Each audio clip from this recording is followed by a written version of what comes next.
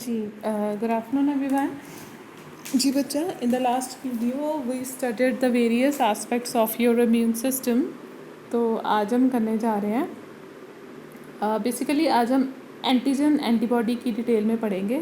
तो पहले ये छोटा सा टॉपिक है, बड़ा इंपॉर्टेंट टॉपिक है, that is cell mediated immune response. Cell mediated immune response मतलब कि जी माइक्रोब अंदर गया, आपकी बॉडी के अंदर गया, there are particular cells, there are particular specialized cells in your body जो उस माइक्रोब के अगेंस्ट वर्क करेंगे. देखिए कौन से सेल्स है, देखिए हेल्पर टी सेल्स, देखिए हेल्पर टी सेल्स, साइटोटॉक्सिक और किलर टी सेल्स. ये क्या करते हैं, they will directly kill the microbe that has entered your body. एक रीड करते हैं, it is mediated by T lymphocytes. It play an important role in organ transplantation and is responsible for body's ability to differentiate between self and non self. ठीक है, देखो body की जो differentiation ability है that is very important. अगर आपकी body आपके self antigen को ही, आपके अपने एंटीजन को ख़त्म करना स्टार्ट कर देगी, that will result in, I told you, auto immune disease. तो ये बड़ी इंपॉर्टेंट है. तो आपके अंदर जो बॉडी के सेल्स हैं जो डिस्टिंग्विश करें वो बहुत इंपॉर्टेंट है. Hence tissue matching and blood group matching are essential before transplantation of any organ और टिश्यू. ठीक है जी, बड़ा इंपॉर्टेंट है. तो ये आपके जो सेल्स हैं ये याद रखने अपने. Cytotoxic T cells which kills a specific target cells by variety of mechanism. ठीक है, स्पेशलाइज्ड सेल्स को ही, जो सेल्स इन्फेक्टेड हैं उनको ही टारगेट करेगा और उनको ख़त्म कर देगा. हेल्पर टी सेल्स हैं, helper T cells which activate the specific B cells produce antibodies. ठीक है, तो ये cells T cells particular antigen के साथ बाइंड होकर पर्टिकुलर बी सेल्स को बोलेंगे कि ये वाली एंटीबॉडीज़ बनाओ. ठीक है, तो साइटोटॉक्सिक किलर टी सेल्स हैं, ये जो सेल्स ये इन्फेक्टेड हैं उसके साथ बाइंड होंगे. ठीक है, उनके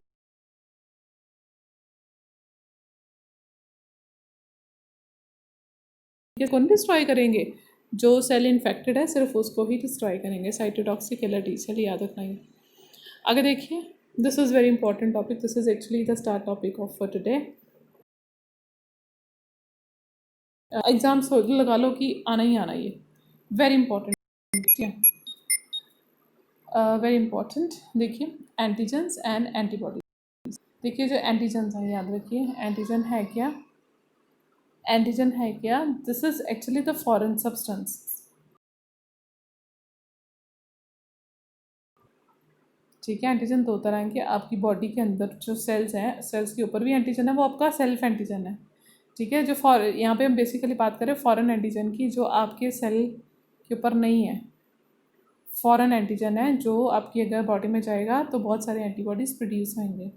एंटीबॉडीज़ है क्या, देखिए पहले एंटीबॉडीज़ की ना, पहले हम लोग स्ट्रक्चर से समझाते हैं.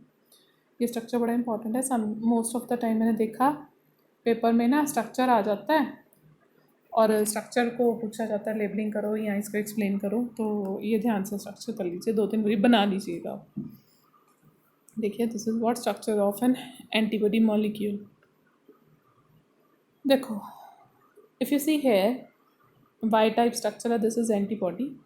एंटीबॉडी का स्ट्रक्चर है वाई टाइप. देखिए इसमें 2 हैवी चेन्स हैं, this is heavy chain, 2 heavy chains हैं which are joined by disulphide linkages.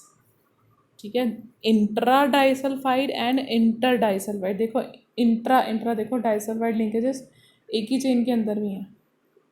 ठीक है, इंटर मीन्स दो चेन्स को जो ज्वाइन करे, that will be inter disulphide linkages.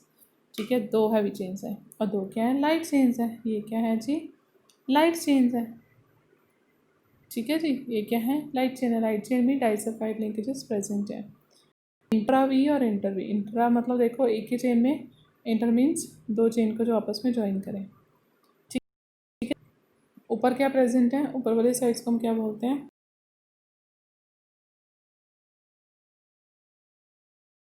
ये किसके साथ अटैच होएगी, बी सेल से ये अटैच होते हैं.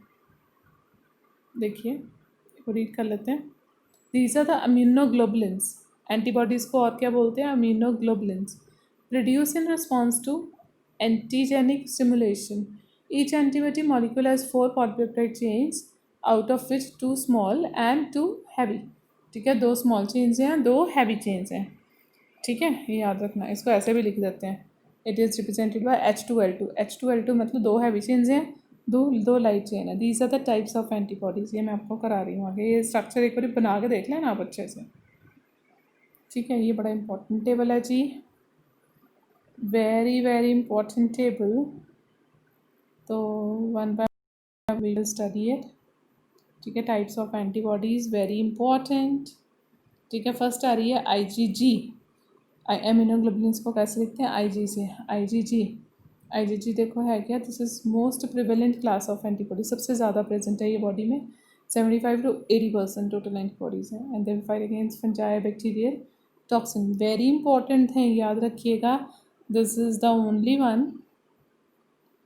IG ये भी थोड़ा जाता है, पर बेसिकली IgG है जो क्रॉस करेगा from placenta, from mother, and it will reach the child and it will provide immune protection to the newborn. ठीक है, ये प्लेसेंटा से मूव कर सकता है मदर से चाइल्ड तक।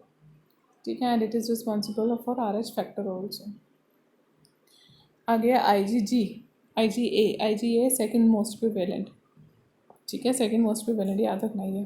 ठीक है, and it is present in the mucus. I told you, आपकी बॉडी के अंदर जो भी आपकी रेस्पिरेटरी ट्रैक है, यूरोजेनिटल ट्रैक या डाइजेस्टिव ट्रैक है, सारे के अंदर क्या प्रेजेंट है?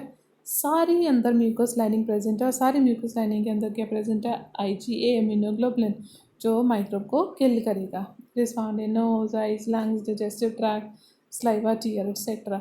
Also found in colostrum. Colostrum है क्या? मदर्स फर्स्ट मिल्क, उसमें प्रेजेंट है बहुत सारा। ये बड़े इंपॉर्टेंट स्टार क्वेश्चंस बनते हैं। प्लेसेंटा से कौन पास करेगा? IgG। IG है क्या? IgA है क्या? This is found in colostrum. This is found in colostrum, mother's first milk, जो न्यू बॉर्न को इम्यूनिटी प्रोवाइड कर। न्यू बॉर्न देखो, जो बच्चे को बोलते हैं कि बच्चा जो 6 मंथ्स तक वो एंटीबॉडीज़ नहीं बना सकता, तो वो ऐसे ही उसको मदर्स मिल्क से मिलती रहती है। तो दैट्स वाई बोलते हैं ना कि मदर्स मिल्क ही उसका इम्यून सिस्टम बूस्टर है, और तो अपने खुद उसकी बॉडी थोड़ी बना रही है। IgM देखो, IgM देखो, this is third most common and constitute just 5 to 10%। ठीक है, और they are the first to be produced in response to encounter with antigen. ये बोलते हैं कि सबसे पहले जब माइक्रोब अंदर आता है ना, तो सबसे पहले IgM बनता है। ठीक है, and it is responsible for blood transfusion reactions हैं। जो भी पर्सन को ब्लड ट्रांसफ्यूजन्स होती है ना, तो उसके बाद जो भी प्रॉब्लम्स आती हैं मैचिंग वगैरह की, वो सारे यही सारा कुछ कंट्रोल करता है। देन E आपको पता है, E is basically responsible for allergic reaction. ठीक है, सबसे कम पाया जाता है ये, it's only 0.002% and allergic reaction. T का अभी तक प्रॉपरली फंक्शन नोन नहीं है इसका।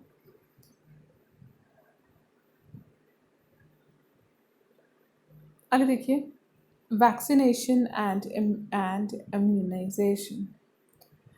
This is actually the thing which is going on in everybody's mind कि जी कोरोना की वैक्सीन कब आएगी।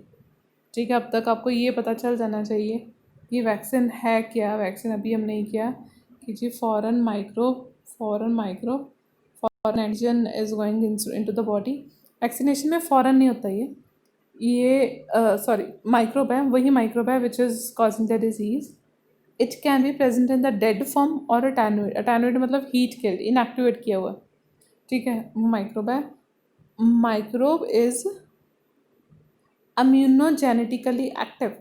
इम्यून सिस्टम वो आपका बॉडी का एक्टिवेट करेगा, but it is not pathogenic. लिखिए, नोटबुक पे लिखिए अभी, जो माइक्रोब है, जो हीट किल्ड है या डेड है, it is not immunogenetically active, but it is it is immunogenetically active but it's not pathogenic, disease cause नहीं करेगा। When it will go inside the body, it will activate the T cells, और T cells further आगे B cells को activate करेंगे, और B sales आगे क्या बनाएंगे? बहुत सारे एंटीबॉडीज़ और मेमोरी सेल्स। एंटीबॉडीज़ ओवले माइक्रोब को किल कर देंगे। ठीक है, this is how the vaccination is working, पर इट्स हाईली स्पेसिफिक। आज कोरोना वायरस की क्या प्रॉब्लम है आपको पता है? जो वायरस की यही प्रॉब्लम है। देखो, ऐसा कुछ शेप के अकॉर्डिंग है ना, बोलते हैं कि जो वायरस है ना वो कंटिन्यूसली अपनी शेप चेंज करता रहता है, शेप चेंज करेगा तो एंटीबॉडी बनी है तो एंटीबॉडी वो तो बाइंड ही नहीं कर पाएगी। These are the problems which are coming. The basic principle of immunization is based on the property of memory of immune system. ठीक है, मेमोरी, जो मेमोरी सेल्स बना रहे हैं बी सेल्स, मेमोरी सेल्स हैं कि अगर उस टाइम में फिर दोबारा माइक्रोब अंदर आएगा तो मेमोरी सेल्स बोलेगा कि ये माइक्रो पहले आया था अंदर, मेमोरी सेल्स इमीडिएटली बड़े सारे एंटीबॉडीज़ बना देगा और वो माइक्रोब जो अंदर एंटर किया उसको फटाफट से किल कर देगा इसके पहले वो कि वो डिजीज़ कॉज करे। दिस इज़ एक्चुअली द फंडा of vaccination. In vaccination, an antigen or antigenic protein or pathogen which is in the inactive form is introduced in the body which induce very mild immune response। ठीक है, पता ना, तो छोटे बच्चे को vaccination के लिए हम लेके जाते हैं, छोटे बच्चे को भी पहले थोड़ा सा फीवर होता है ना, फीवर होता है ना, क्या होता है फीवर कि माइक्रो अंदर गया थोड़ा, तो माइक्रो फीवर फॉरेन बॉडी अंदर गया तो बॉडी थोड़ा सा उसके अगेंस्ट एक्ट तो करेगी। The vaccine thus generates antibodies that neutralize the pathogen during the actual infection. It also generates memory B cells and T cells that recognize the pathogen on and elicit a massive immune response। ठीक है जी, तो B sales T sales जो बन रहे हैं वो जो foreign microbe अंदर गया है उसके अगेंस्ट में वर्क करना स्टार्ट कर देंगे। तो देखो, तो जो वैक्सीन हैं, तीन वैक्सीन हैं, ठीक है, वैक्सीन देखो, फर्स्ट हो गया बाय कन्वेंशनल मेथड जो नॉर्मल से बन रही है, ठीक है, सीधा माइक्रोब अंदर भेज रहे हैं, सीधा माइक्रोब या डैडी या attenuated form. Second generation vaccine हैं, they are prepared with the help of genetically engineer techniques. ठीक है, जेनेटिकली इंजीनियर की जो कुछ चेंजेस करके फिर अंदर बॉडी के अंदर भेजना है। आगे देखो, आगे थर्ड जनरेशन वैक्सीन हैं, सिंथेटिक वैक्सीन, तीन टाइप ऑफ वैक्सीन हैं। ठीक है, अब देखो दुनिया सारी इसी वैक्सीन के पीछे लगी हुई है बनाने में। Let's see when it's going to happen and everything is going to be okay। So passive immunization क्या होती है?